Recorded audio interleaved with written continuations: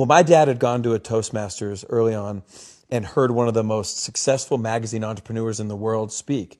He comes back and tells me, I just had a chance to hear one of the most successful magazine entrepreneurs in the world speak. And he said, when are you taking your SAT? I said, I'm taking it next year. He said, well, this guy was failing out of high school. He was struggling. He was raised by a single mom in the Midwest, but he promised his mother he would take a test called the SAT. So he takes the SAT in May, his junior year, doesn't expect anything, gets his score back in June. Now the SAT, which I don't know how many your population know, but it's a standardized test with a math part and a verbal part. Both are scored out of 800 points. Well, this guy takes it. He's bombing. He's failing out of school. He doesn't expect anything as he's telling the story at Toastmasters. Well, he gets a 1480 out of 1600.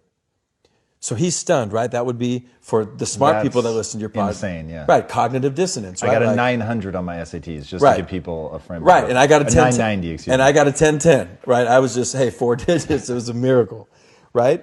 But it's a hard test, and it's a variety of different things. So he gets the score, and his mother, doing what any mother would do, knowing her kid, says, "Did you cheat?"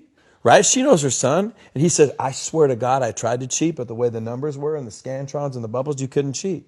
So she says, you mean to tell me you really got that score? He said, yeah, I got the score. So he's stunned, Tom. So as my dad's telling me the story, I'm like, okay. So he says, all right. So what he decides is, because he realizes he's smart and he's going into his senior year, he says, I'm going to go to class. Now he starts to go to class. He doesn't hang out with who he did when he didn't go to class. All right. Teachers see him in class and they said, hey, maybe Franklin Pierce, maybe we missed the boat on this kid. So they start to treat him differently. Well, as the guy would tell the story, he graduates, goes to a community college, goes on to Wichita State, goes on to the Ivy League, and becomes this massively successful magazine entrepreneur. So I said, okay, well, the guy was always smart. He just needed a standardized test to unlock it. My dad said, no, that's not the story, and this is what I want you to understand. He said, 12 years after all this guy's success, he gets a letter in the mail from Princeton, New Jersey. Doesn't think anything about it. The next day, his wife says, you're going to open it. He opens it. True story, turns out the SAT board will periodically review their test-taking procedures and the policies. The year he took the test, he was one of 13 people sent the wrong SAT score.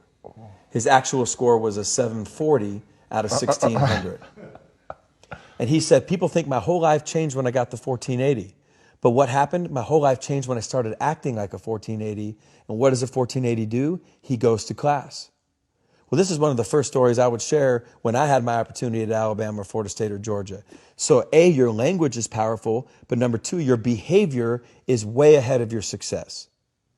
And so many people let their feelings dictate what they do as opposed to throw your behavior out there.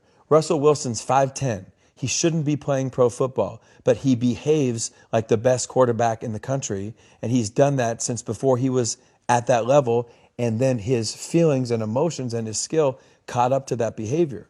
I think the lesson my dad was trying to teach me ultimately was, in addition to my language, what I do, not how I feel about my past, is going to determine who I am in the future.